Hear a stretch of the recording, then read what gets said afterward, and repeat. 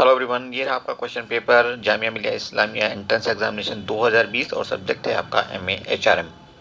तो यहाँ पे हम इस क्वेश्चन पेपर का डिटेल्ड सॉल्यूशन देखेंगे विद ट्रिक्स एंड टिप्स, ताकि गोइंग फॉरवर्ड अगर आप में से कोई इस तरह का एग्जाम देने जा रहा है या इस एग्जाम को देने जा रहा है तो उसको हेल्प मिल सके। और आपके साथ हम और बहुत सारे लिंक शेयर करेंगे जिनमें बहुत सारे वीडियोस के लिंक भी होंगे, जहाँ पे आपको बहुत सारी ट्रिक्स मिलेंगी, मैथमेटिक्स से लेकर के रीजनिंग तक की, इंग्लिश से लेकर के जीएस तक की। तो हमारे साथ पूरे वीडियो में बने रहिए। साथ ही साथ अगर इस क्वेश्चन पेपर का या जामिया की किसी और क्वेश्चन पेपर का आपको पीडीएफ चाहिए तो आप हमारे टेलीग्राम ग्रुप से ले सकते हैं, उसका लिंक भी हम यहाँ पे शेयर कर देंगे। ओके, चलिए आगे बढ़ते हैं। सवाल नंबर 1 देखिए, search for qualified job applicant is called, ये कहलाता है आपका recruitment. Next is question number 2, तो यहाँ पे आप फिल करेंगे diversity refers to the variety और multiplicity of demographic features. Third देखिए, competitive advantage helps an organisation to differentiate its product or services from those of its competitors to increase the market share। तो option C correct हो जाएगा। Next question number 4 देखिए, dash is a course of action that the company can pursue to achieve its strategic aims. तो ये होता है आपका strategies. Option B आपका 4 का करेक्ट हो जाएगा। Next is question number 5, human resource planning helps in address the gap between the employer's work force today and its projected workforce needs। Option A correct हो जाएगा। Next is question number 6, sending an employers representative to college campus. अगर company अपना representative college campus में भेजती तो ये किस तरह का रिक्रूटमेंट का प्रोसेस कहलाता है? ये कहलाता है कैंपस रिक्रूटमेंट।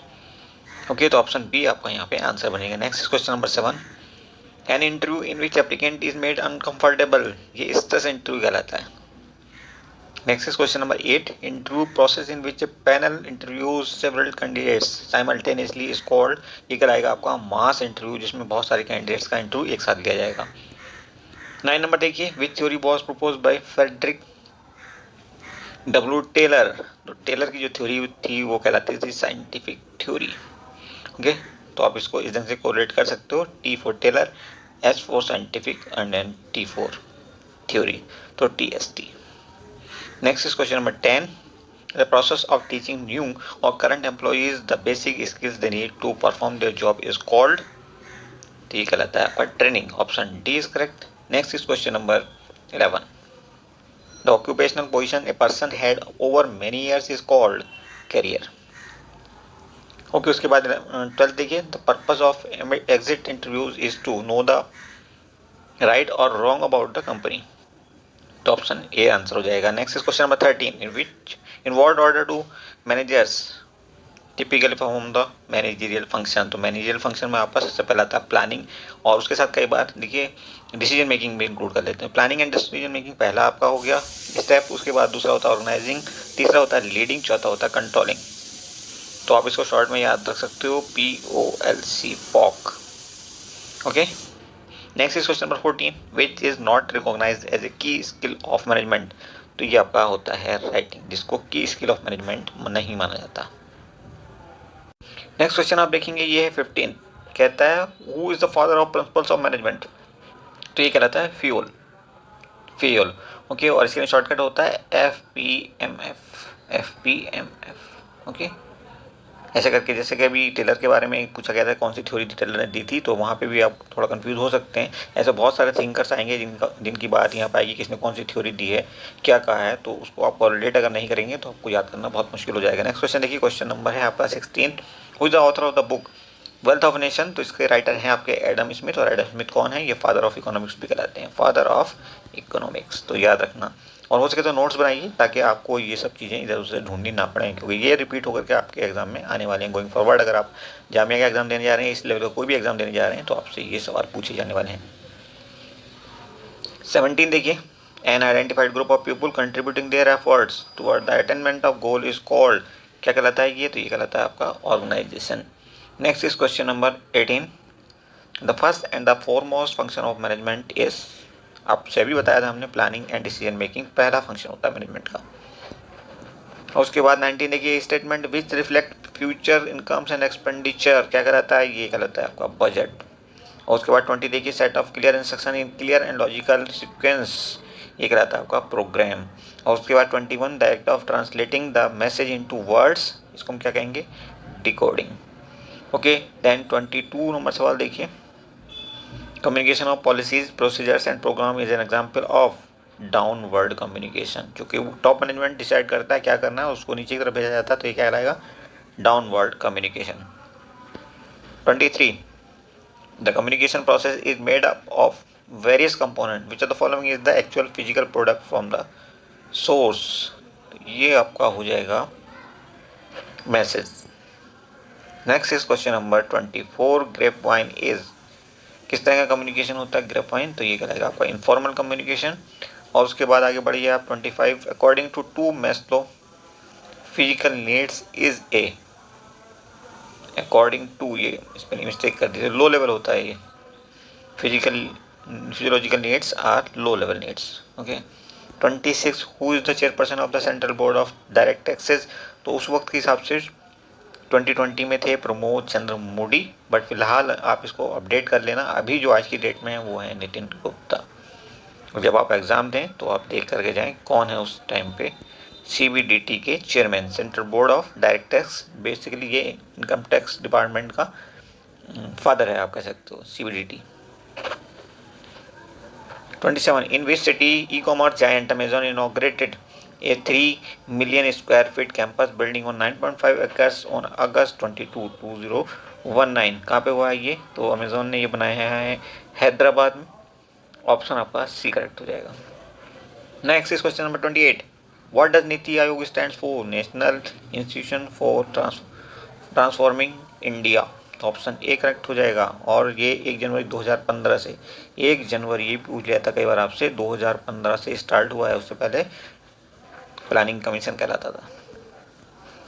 आगे बढ़ेंगे 29 नंबर देखिए डेस मेक इन इंडिया प्रोग्राम था ये, जो कि 25 सितंबर 2014 को स्टार्ट किया गया था, तो ऑप्शन ए करेक्ट हो जाएगा। नेक्स्ट इज क्वेश्चन नंबर 30 डेस India is oldest stock exchange, ये है आपका बॉम्बे स्टॉक एक्सचेंज, जो कि 1875 में बना था, 1875 में, इसलिए ये सबसे पुराना माना जाता है। हालांकि इससे बड़ा वॉल्यूम में है NSE, और NSE बना था, NSE मतलब नेशनल स्टॉक एक्सचेंज, और ये बना था 1992 में। इसके अलावा सेबी भी बना था इसी ईयर में, सेबी, क्योंकि यहाँ पे एक बहुत बड़ा फ्रॉड हो गया था शेयर मार्केट में, जिसको आप हर्षद मेहता फ्रॉड के नाम से जानते हो।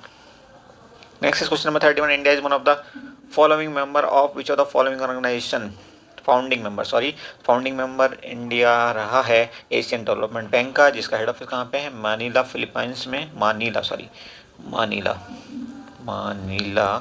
और ये बना था 1966 में। उसके बाद 32 देखिए the judicial organ of United Nations is called, ये कह रहा था ICJ, international court of justice, Hague में, नीदरलैंड में इसका ऑफिस है।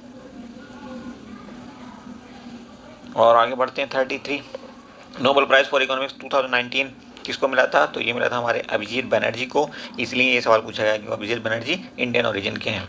ओके, और इनकी वाइफ डफलो को, और साथ ही साथ माइकल क्रेमर को, इन लोगों ने ये शेयर किया था। 34 देखिए which e commerce company recently announce to eliminate single use plastic from its packaging by June 2020 से पहले किसने सिंगल यूज़ प्लास्टिक को एलिमिनेट करने की बात की है, तो ये है अमेजन। उसके बाद आगे बढ़ते हैं 35 विच of the following launch India's first service audio service, सुनो के नाम से किसने लॉन्च की अपनी सर्विस, तो ये है ऑडिबल नाम की एक कंपनी। उसके बाद 36 1 minute manager is authored bye, कौन है इसके राइटर, तो ये केनेथ ब्लैंचार्ड। 37 पे चलिए गवर्नमेंट लॉन्च indiancculture.gov.in पोर्टल, ये किसने डेवलप किया, तो ये डेवलप किया IIT मुंबई ने। आगे बढ़ते हैं 38 number which of the following launch है डिजिटल लिटरेसी लाइब्रेरी, तो ये कंपनी है आपकी मार्क जुकरबर्ग की, फेसबुक, और अब व्हाट्सएप की मालिक भी यही है, इंस्टाग्राम की भी। 39 नंबर जी Amazon India launch new seller funding programme, और ये प्रोग्राम क्या कहलाता है, बाकी आप पढ़ लेना, ये है अमेजॉन विंग्स। 40 कहता है who is called as father of the green revolution, तो MS स्वामीनाथन। कब स्टार्ट हुआ था ये ग्रीन रिवॉल्यूशन, तो ये 60s के डिकेड में, दशक में शुरू हुआ था, और इसका सबसे ज़्यादा फायदा मिला था गेहूं को, वीट को। 41 देखिए choose the word which is most similar in meaning to the word ludicrous, तो इसका आंसर आपका होगा कॉमिकल, तो ऑप्शन ए करेक्ट हो जाएगा। अब देखिए क्वेश्चन नंबर 42 कहता है choose the word which is most similar, synonym बताना है एडमोनिश का, तो एडमोनिश का मतलब आपका हो जाता है वार्निंग या आप कहिए टू रिप्रिमांड और टू वार्न। तो ऑप्शन डी आपका करेक्ट हो जाएगा, censure. Next is question number 43, choose the word which is most similar in meaning to the word vicissitude. तो इसका करेक्ट ऑप्शन होगा option C, fluctuation. Next is question number 44, choose the word which is most similar. Desiccate का synonym बताना है तो ये होगा आपका डिहाइड्रेट, ऑप्शन बी आपका करेक्ट हो जाएगा। Next is question number 45, choose the word which is the opposite of the word. इस बार टायरेनी का अपोजिट पूछा, ये होगा आपका democracy. Choose the word which is the most the opposite to the word surreptitious, मतलब झूठा, तो इसका अपोजिट होगा ऑनेस्ट, ईमानदार। Next is question number 47, choose the word which is the opposite to the word delectable. तो इसका answer बनेगा distasteful, option A correct हो जाएगा। Next is question number 48, choose the word which is the most opposite to the word inveigh.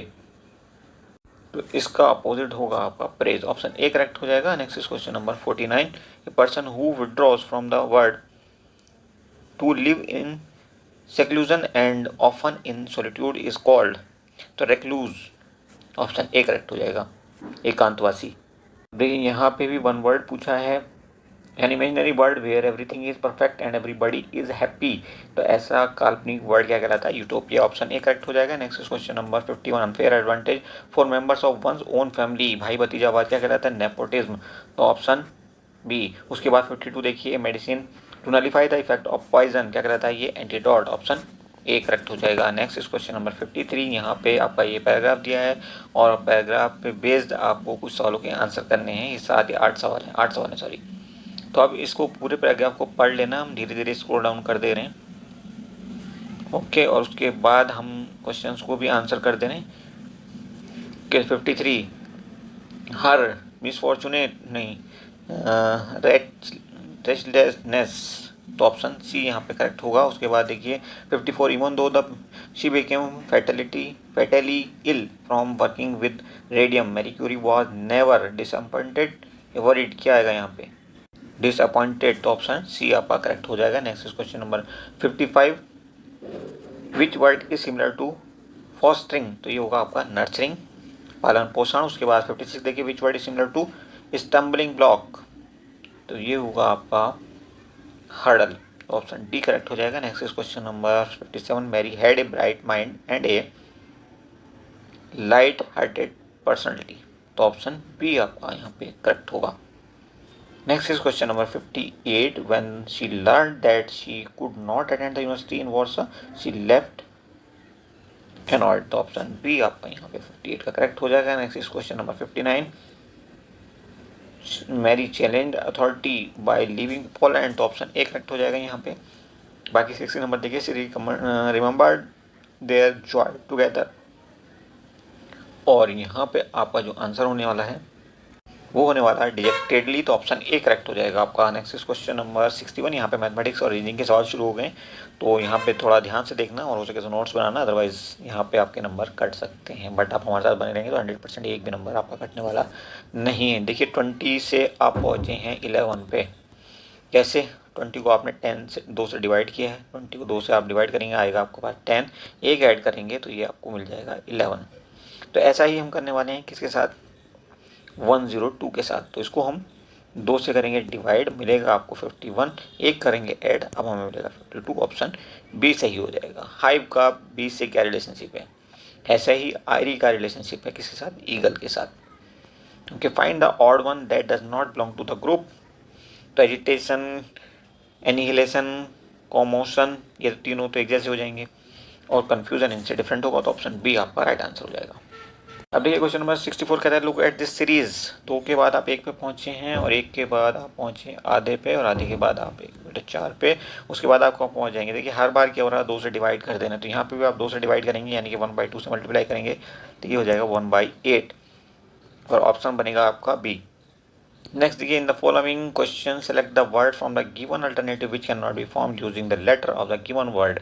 तो यहाँ पे आप देखेंगे y नहीं आया है करेक्टर में, तो y जहाँ पे भी आएगा वो आपका आंसर बनेगा। ऑप्शन सी हो जाएगा। हार्डली यहाँ से नहीं फॉर्म किया जा सकता। 66 देखिए, each of the following question arrange the given word in logical and meaningful order. तो आप देखेंगे ग्रास को खाया ग्रास हॉपर, तो जी के बाद आप पहुंचिए 3 के बाद, सॉरी पहुंचिए 2 पे। 3 2 4 1, 3 2 4 1, तो ऑप्शन बी करेक्ट हो जाएगा। आपको ये फ्री के नंबर हैं, देखिए, ठीक है, इसलिए इनको छोड़ना बिल्कुल भी नहीं है। और उसके बाद 67 देखिए, चूज द करेक्ट ऑप्शन। तो मेंडेसिटी ऑनेस्टी के साथ क्या रिलेशनशिप रखता है, वैसा ही रिलेशनशिप आपका हो जाएगा करेजियस और क्रेवन के बीच में, चूंकि ये एक दूसरे के अपोजिट हैं, तो ये भी एक दूसरे के अपोजिट हैं।